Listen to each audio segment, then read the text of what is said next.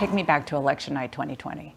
You're watching the then president, and he starts talking, and you do what? I felt absolutely sick to my stomach, physically sick to my stomach, watching him stand behind the seal of the President of the United States in the East Room of the White House, saying something that I knew at that moment he couldn't prove was true.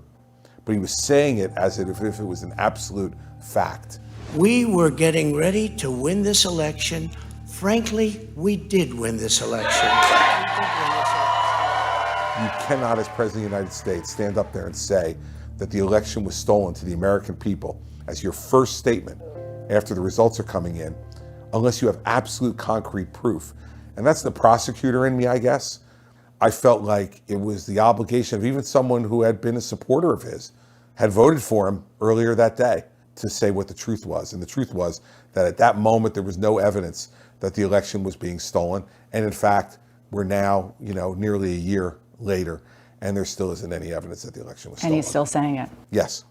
You called that speech one of the most dangerous pieces of political rhetoric I have ever heard in my life. That's a big statement. Well, it is a big statement, but it's true. And all you need to know to back that up is to see how many people today still believe it. Was President Trump responsible for the insurrection on the Capitol? I don't think the speech he gave that day caused what happened.